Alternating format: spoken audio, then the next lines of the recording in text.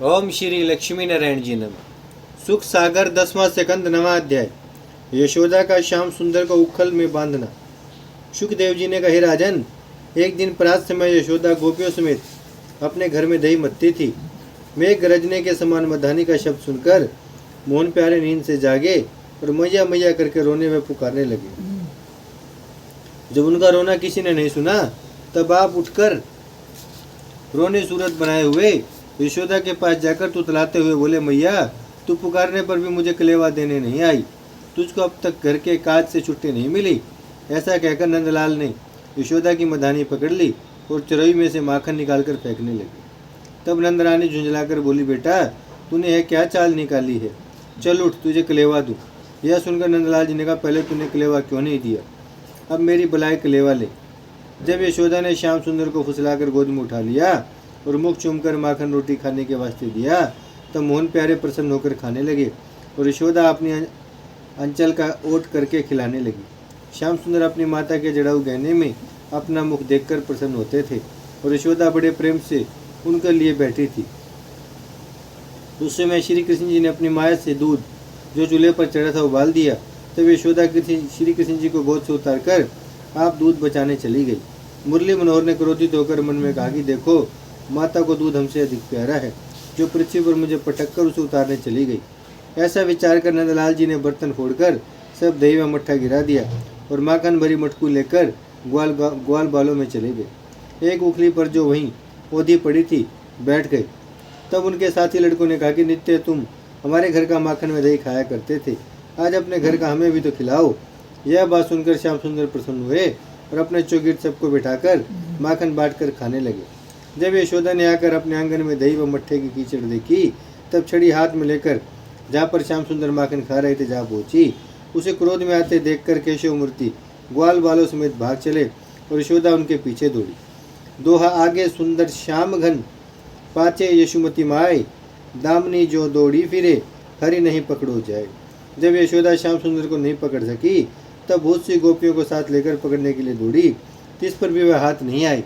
हे राजन, जिस परम परमेश्वर को अपने 2 पग से 14 लोग नाप लिया था, उनको किसकी समर्थ है जो पकड़ सके?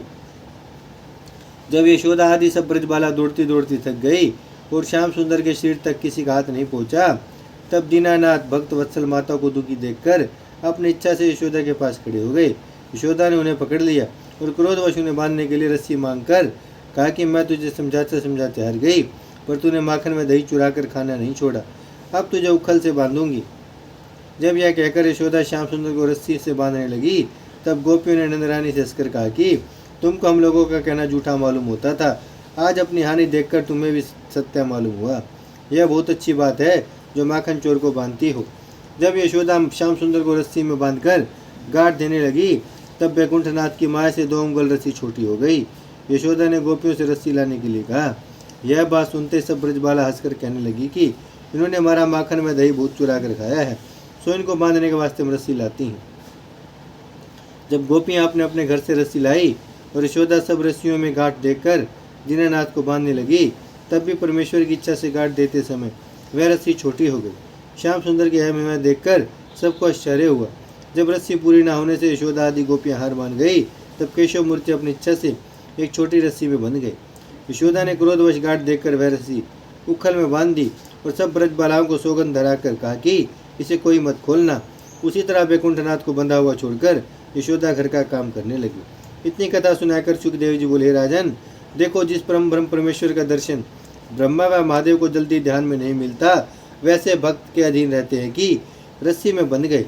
परमेश्वर की माया ऐसी बलवान है कि यशोदा ने 2 बार उनके मुख में तीनों लोगों का व्यवहार देखा था, तीस बार भी उनको ना पहचान कर उखल में बांध दिया। दोहा आप बंधावत प्रेमवश, भक्तन छोरत फंद, वेद पुकारत रात दिन, भक्त वत्सल नंद नंद। हे राजन, पहले तो गोपियां श्याम सुंदर को बांधते समय हंसती थी और यशोदा के चले जाने पर मोहन प्यारे को बंधे हुए उदास देखकर सब रोने और पछताने लगी। गोपियों ने यशोदा के पास जाकर कहा कि तुमने माखन में दही खाने व लुटाने के कारण श्याम सुंदर को बांधा है। हमसे अपराध हुआ जो तुम्हें उलाना दिया। अब हमारे ऊपर दया करके उनको खोल दो। दोहा बार बार देख बदन हिचकिन रोवत श्याम, ब्रज हुसे तेरो हियो कठिन अहो नंदवाम। यह वचन सुनते ही यशोदा ने झुंझला कर कहा कि तुम लोग अपने अपने घर जाओ, अब झूठी प्रीति दिखाने आई हो। प्रतिदिन तुम ही लोग उलाना देने आती थी। जब यशोदा ने गोपियों का कहना नहीं माना तब सब ब्रजबाला उदास होकर अपने अपने घर चली गई। उस समय एक बालक ने जाकर बलराम जी से कहा कि यशोदा ने श्याम सुंदर को उखल में बांधा है, सो वे बैठे रोते हैं। बलभद्र जी यह वचन सुनकर दौड़े गए और अपने भाई को बंधे देखकर रोकर बोले, हे भाई, मैं तुमको नित्य समझाता था कि गोपियों के घर माखन चुराने मत जाया करो, माता मारेगी, सो तुमने हमारा कहना नहीं माना। अब मैं तुम्हारे छुड़ाने के लिए यशोदा के पास जाता हूँ। यह कहकर बलराम जी यशोदा के पास गए और उनसे हाथ जोड़कर बोले, हे माता, मेरे भाई को छोड़ दो, उसके बदले चाहो तो मुझको बांध रखो। ना मालूम तुम्हारे कौन जन्म के तप करने से वह संसार में जन्म लेकर तुम्हें बाल लीला का सुख दिलाते हैं और तुमने उनको ना पहचान कर गोरस हानि करने के बदले बांधा है। दोहा, छूतो तनिक जो और को आज देख त्यो सोए, तू जननी कछु वश नहीं, जो कछु करो सो होए। यह वचन सुनकर यशोदा बोली, हे बलभद्र, मेरी बात सुनो, आज मुझे कृष्ण को अच्छी तरह दंड देने दो। मैंने बहुत समझाया, इस पर भी उसने गोपियों के घर जाकर माखन में दही चुराना नहीं छोड़ा। ब्रजवासियों ने उसका नाम माखन चोर रखा है। भला तुम ही बतलाओ कि मेरे घर उसे कौन वस्तु खाने को नहीं मिलती जो वह बिराने घर दही व माखन चुरा कर खाता है और मेरा कहना नहीं मानता। जब ग्वालिन मुझे उलाना देती हैं तब मैं लज्जा के मारे डूब जाती हूँ।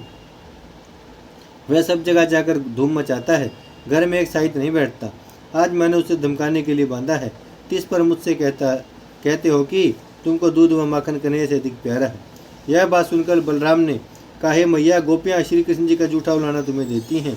सब ब्रजबाला श्याम सुंदर से प्रीति करती हैं और उनको देखने के लिए उलाना देने के बहाने तुम्हारे पास आती हैं। दोहा, दधी माखन पे कान है को, काना की सब गाय, मोको है बलकान को, तू नहीं जानत माए। यह बात सुनकर यशोदा ने कहा कि तुम दोनों भाइयों की एक सम्मत है। जब बलराम जी के कहने से भी यशोदा ने मोहन प्यारे को नहीं छोड़ा तब बलभद्र जी श्याम सुंदर की इच्छा इसी तरह जानकर वहाँ से ब्रजनाथ के पास आए और हंसकर उनसे बोले कि आपकी लीला आपके बिना दूसरा कौन जान सकता है। चौपाई, को तुम छोरन बांधन हारा, तुम छोरत बांधत संसारा। हे भाई, तुम नंद रानी की भक्ति से उसके हाथ बिक गए हो। तुम दैत्यों को मारने और अपने भक्तों का दुख छुड़ाने के लिए सदा भक्तों के वश में रहते हो। इस कारण तुम्हारा कुछ बल भक्तों पर नहीं चलता। ऐसा कहकर बलराम जी वहाँ से चले आए। तब श्याम सुंदर ने विचार किया कि नल कुबर और मणिग्रीव कुबेर देवता के दो पुत्र नारद मुनि के शाप से नंद जी के द्वार पर आंवले के दो वृक्ष होकर खड़े हैं और उनका यमला अर्जुन नाम यह प्रसिद्ध है। उनको इस शाप से छुड़ाकर अपना दर्शन देना चाहिए। उन्हीं का उद्धार करने के लिए तो मैंने अपनी भुजा बंधवाई है। दोहा, ब्रजवासी प्रभु भक्त हित, आप बंधायो दाम, ताही दिन ते प्रकट भो, दामोदर असनाम। ओम श्री लक्ष्मी नारायण जी नमः। भजमन नारायण नारायण नारायण, श्रीमन नारायण नारायण नारायण, लक्ष्मी नारायण नारायण नारायण, सत्य नारायण नारायण नारायण, भजमन नारायण श्रीमन नारायण, लक्ष्मी नारायण, सत्य नारायण, भजमन नारायण नारायण नारायण। भागवत महापुराण की जय, लक्ष्मी नारायण भगवान की जय, गौ माता की जय, गंगा मैया की जय, धरती माता की